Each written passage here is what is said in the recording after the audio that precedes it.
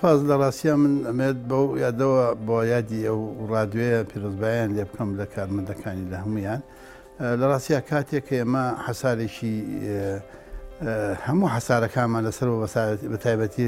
حەساری ڕاگەیاندنی جیهانی و هەموو لایەک دوای لە کاتی ئەنفالەکان و دوای ئەنفالەکان و پێش ئەنفالەکان و هەموو ئەو کیمیاوی هەڵەبجەوانە ڕادیۆیە کە دەنگی ئەمریکا بوو هەموو کەس متابعەیە کرد و بە وردی هەم لە ڕێی پەیام نێرە کوردەکانەوە هەم لە ڕێی ئەوانەی خۆیان شارەزا بوون لەوێ هەواڵەکانی کوردستان لای ئەوانەوە خەڵکێکی زۆر متابعەیە کرد لە هەموو بەشەکانی عەرەبی و فارسی و ئەوانە متابعەیەکی زۆری ئەکرا چونکە لە ڕاستیە دوو حاڵەت بوو دەنگی ئەمریکا یەکێک ئەم ڕادیۆیە بە کوردی یا بە فارسی یا بە عەرەبی یا بەوانە زمانی کوردی نەبوو ئەو کاتە بەرنامەی کوردی بەوانە قسەیە کرد و معلوماتەکانیشی گرنگ بوون جیهانی بوون یعنی هەموو لایەنە بوو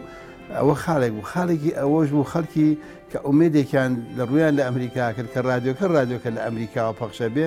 ڕێیان و ڕەنگە ئەمە حکوومەتی ئەمریکاش ئاگایەکی لەم هەواڵ و شتانە بێت و ئەوانە ئەمە دوو حاڵەت بوو خەڵک زۆرتر متابعەی ڕادیۆی ئەمریکایە کرد بە تاکید ئێمە لە شاخەکانی کوردستان بە ڕادیۆ وەرمانەگرت ڕادیۆیەکی بچووکمان پێ بوو لە شاخەکان لە مقەڕەکان ینی کاتێک کە هەموو کاتە زیاتر سەعات حەوتی ئێواران بوو بە کاتی کوردستان هەمووی ماوەیتە بە پێی وەختەکانە گۆڕا سەعاتە بوو بە 9 یا 8 یا حەوت یا وەختی وا بووە بۆ وەختی مەسە سەعات 5 هەموو کاتەکان خەڵکی هەموو پێشمەرگەیە کە ڕادیۆی پێ بووە هەموو خەڵکی دیهاتەکان بە تاکید متابعەی ڕادیۆکەیانە کرد جا بە عەرەبیش و بە فارسی بوو دوانە زیاتر استفادەی لێ کرد.